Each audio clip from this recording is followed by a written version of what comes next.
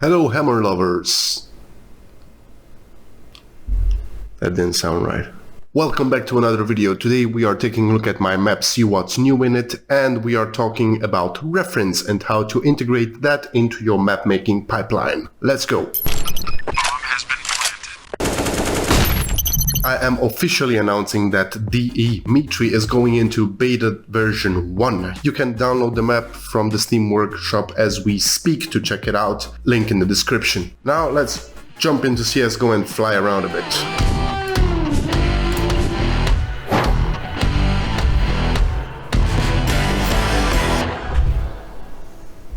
So here we are in CSGO. Actually can't remember what I showed you last time. But anyway, windows. We have windows. These are custom textures. These are actually the first textures I made.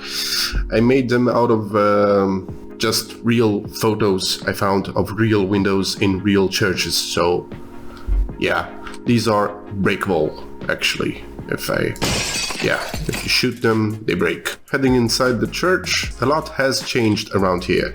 After the last playtest, I have closed down this entrance here and just moved it slightly to the left side or the right side if you are coming as a CT player here. This issue was pointed out to me by 3 playtesters, first one being random. Thanks man for pointing this out, and I think it actually plays way better this way. The other thing here, I placed some scaffoldings inside this drop here.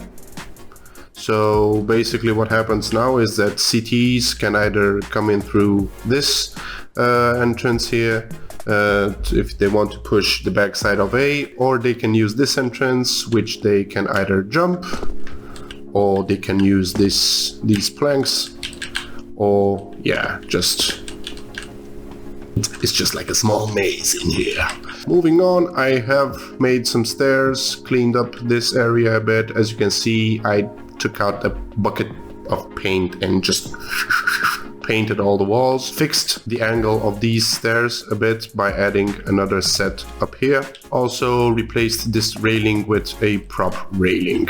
If we move on down into the site, as you can see, we have a lot of really colorful, nice windows now, which are breakable, but only these 2 here, the upper ones are not. Also, I removed the entire altar I made out of wood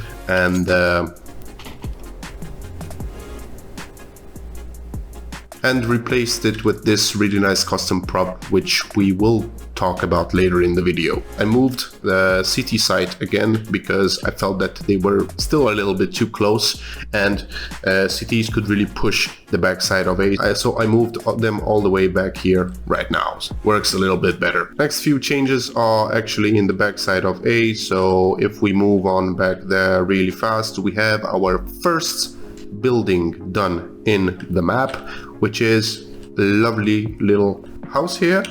I'm not really satisfied with the texture of the windows yet because they're really gloomy, so I will need to change that, but other than that I am really satisfied with the final result.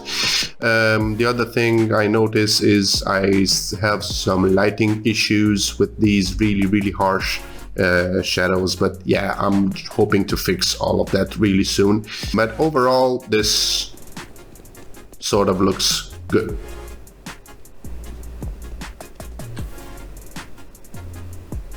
Yeah, beta version. Yeah, beta version. So yeah, as I said, the house, I think it looks pretty good.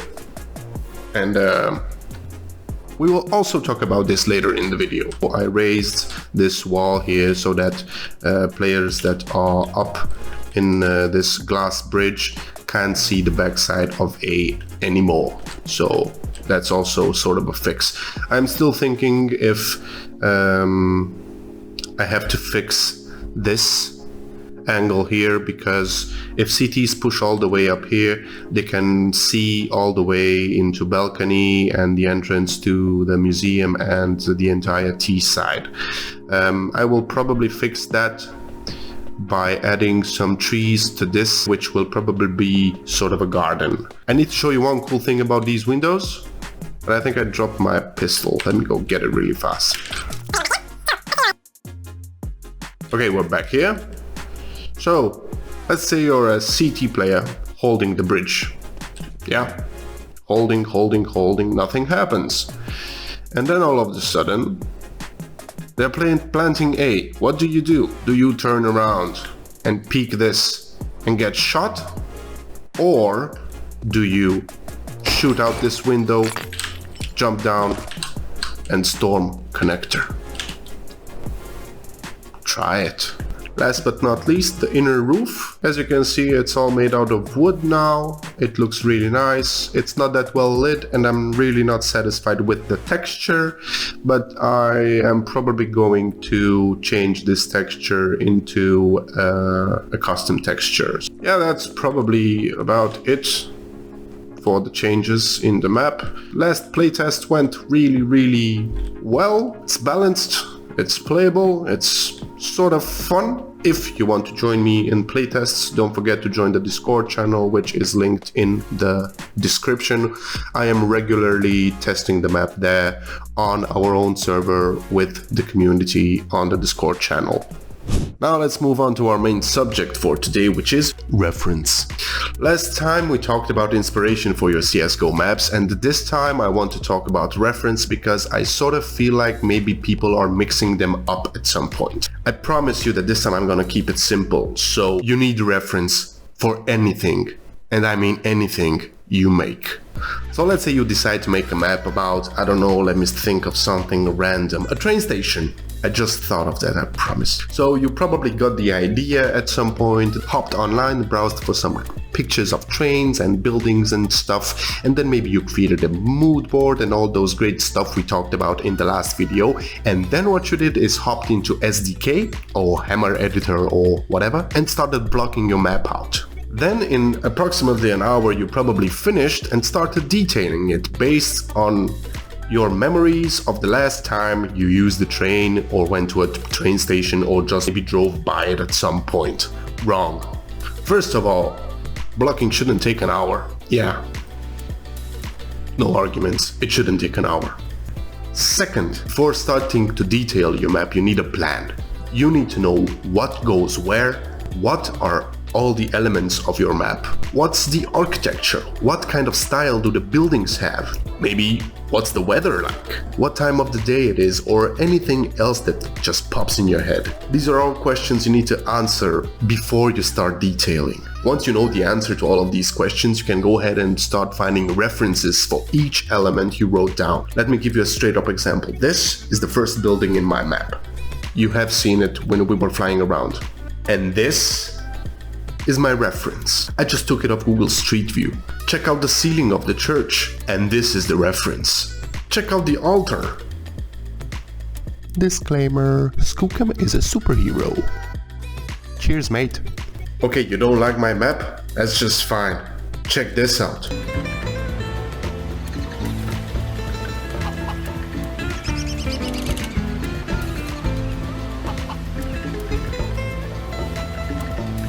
Yep, that's Inferno. Funny thing about Inferno is that the lore says that it's a small Italian village.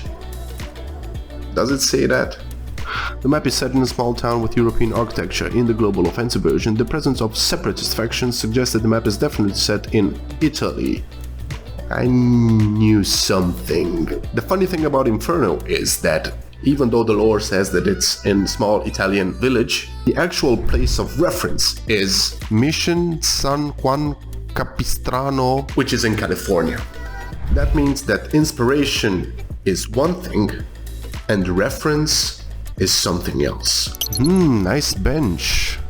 I feel like I've seen it bit. Okay.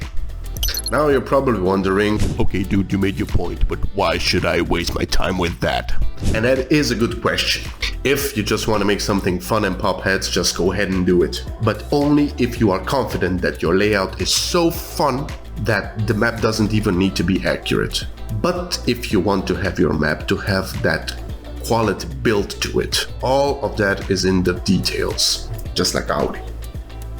Just saying. Is that?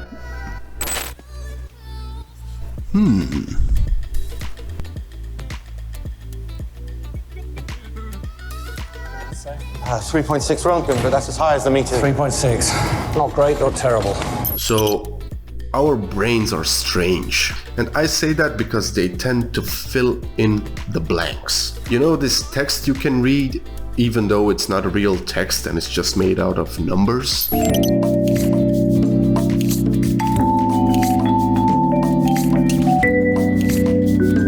Yeah, this happens because our brain tends to turn each word we learn and read over and over again into sort of small logos. Basically what this means is when you read, you actually see the shapes of words and not individual letters. Of course, this only happens if you read at least one book in your life. Anyway, my point is that you can't rely on your memory if you start detailing your map. You need a reference to look at your details in order to get your architecture or your props as close to reality as possible.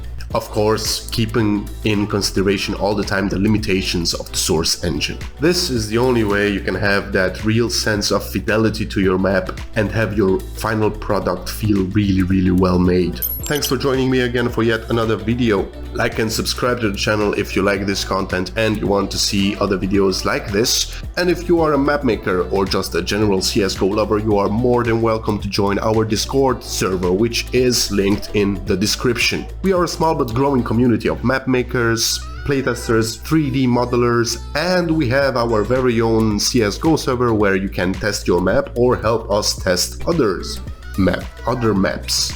Yeah, find the link to the Discord server in the description of the video. Lastly, I'd like to thank CNAP for his mention in his last video. Thanks a million, man. I hope I pronounced your channel correctly. Make sure to check out his channel here. This dude makes some kick-ass video reviews of workshop maps and he does a pretty good job, so make sure to show him some love. That's it for today. Until next time, remember to stay safe, stay indoors, play video games, and wear a mask where you need to or whatever. See you next time.